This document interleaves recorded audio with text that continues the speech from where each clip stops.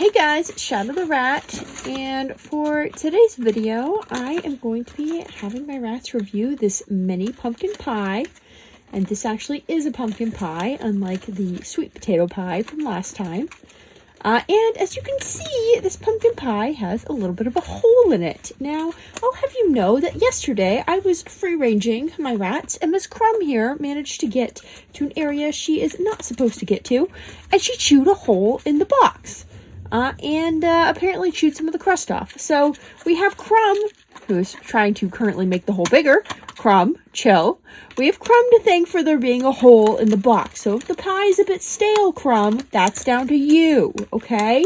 Everyone blame Crumb. Okay, coffee. Can we be chill? Can we be chill? No, we can't. Okay, let's see if we can open this so that the rats can get their pumpkin pie. They are losing their minds. Hello, Pistachio. Our shy little bean is trying to join us. As you can tell, everyone else is not so shy.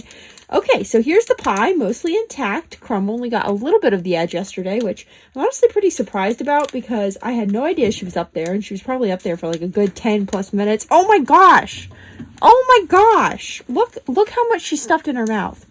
Did you need that much filling in your mouth? No, you did not. She's so pissed. Oh my gosh. Jeez. Okay, so it actually doesn't seem too stale, which is either a good sign of its quality or a bad sign of its quality. I'm not actually sure which. I mean, it's probably full of stuff that I can't name, but, you know, as a little treat here and there, it's fine to consume the concerning, unknowable whatever's in this pie. Now, I have to admit, I actually did try one of these mini pies recently because I was kind of curious. I was like, yeah, what are the rats getting? And the one I tried was the pecan pie. And admittedly, I'm not a big fan of pecans or pecans, however you say it. So me trying the pie was not my best idea. And I didn't like it that much. But I was actually quite hungry that day. And it was okay. I still thought it tasted pretty meh. But I guess for a pie that costs less than $1, that's not too bad. Especially because, well, it's something that I already knew I wasn't going to like that much. Hey! Okay, Cracker, stop it! Stop, Cracker! Oh my god, she's worse than Crumb this time around! I didn't think that I'd see a day. Because Cracker's usually... Oh! Okay, well, Crumb just heard that, and she was like, I'm not going to be one-upped. I'm not going to be one-upped. Can I shove this further in my mouth? I am a hamster! But anyways, as I was saying, I was surprised. You know, the quality wasn't too bad, but it was nothing special. I guess I was just surprised that it, you know, wasn't awful. But, yeah. Ow! Cracker, you got my finger! What the heck? Cracker, do you feel sorry for getting my finger? No. She's so unhappy.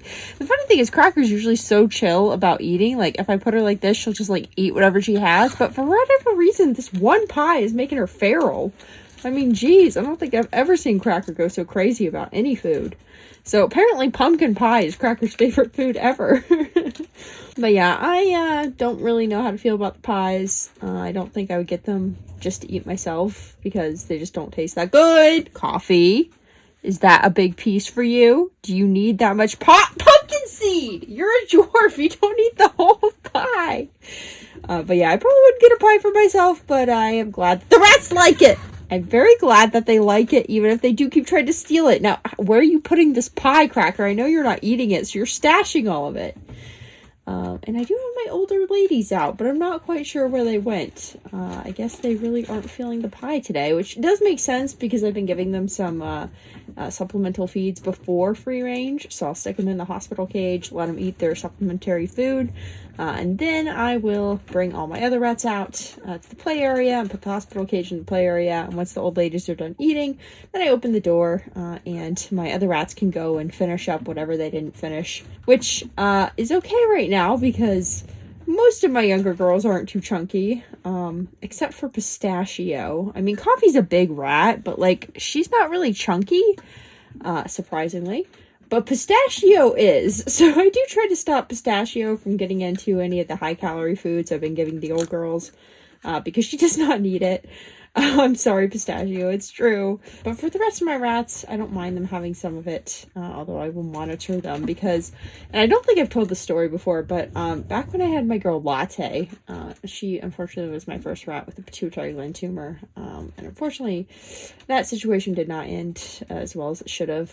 I definitely should have had her euthanized before I did, but early on, when her symptoms weren't that bad, and she did have a very weird pituitary gland tumor. Like, usually if they aren't responding to treatment, and she was on treatment, the rat will go downhill within just like a few weeks at most. Like, they just won't survive that long, even if they're not euthanized. But Latte's case was really weird, and so she actually had a very, very slow downward spiral. So it took her like 6+ months to fully succumb to it, and of course I still got her euthanized at the end. I just feel like I waited a few weeks too long, but honestly her quality of life didn't change too much for the first few months, so it was a very strange situation, and is unlike any other pituitary gland situation I've seen, so it's possible there's something else also going on there. But early on, when symptoms first started, I had to go on a trip. And so I had my pet sitter putting in a high-calorie food in my rat's water bottles. It was specifically Ensure for Latte to drink, which I don't do this anymore because that's just nasty. I mean, that stuff goes gross after, you know, a day or two in the open. So I don't do that now, but at the time I thought it was a good idea. And so I had the pet sitter doing this when they came in daily, and they were also giving Latte her meds. But anyways, basically what happened was that one of my other rats called Cookie, she was the one drinking most of the Ensure, and she was completely healthy and was only about a year old at the time. So she got extremely fat. In case of Cookie, she was never overweight, and she kept a very, like, normal, lithe female rat look to her. But the one exception to that was this time when I had my pet sitter giving the rats this Ensure drink in their water bottles. One of their water bottles. The rest were all water, of course, which was for Latte, but Latte was living with Cookie and Cream and Blackberry. And so the other girls were also drinking it, but Cookie in particular was apparently drinking most of it, because when I came back from that vacation, which was only like a week and a half maybe, Cookie was so chunky. She had become a butterball. I don't think I've ever seen a change in a rat that quickly that wasn't medical related, and this was not medical related. Like, Cookie just drank all the Ensure. She just drank it all. So yeah, that was not a good solution. And Cookie did go back to normal weight afterwards, after she stopped getting Ensure daily. But holy crud, that was quite the interesting experience. And now when I do supplemental feeding, I just do it individually outside the cage. Or if I have a rat that's really uncomfortable outside the cage, I remove their cage mates and have them eat in the cage.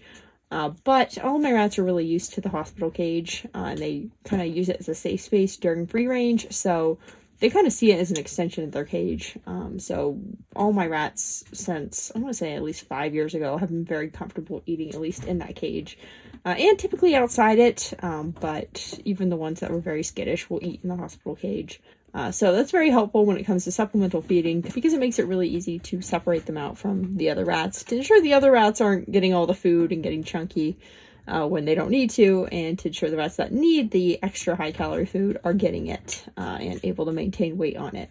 Anyways, the rats have finished the pie at this point, so I'm going to go ahead and wrap this up. That was a rather long story that I was not preparing to talk about.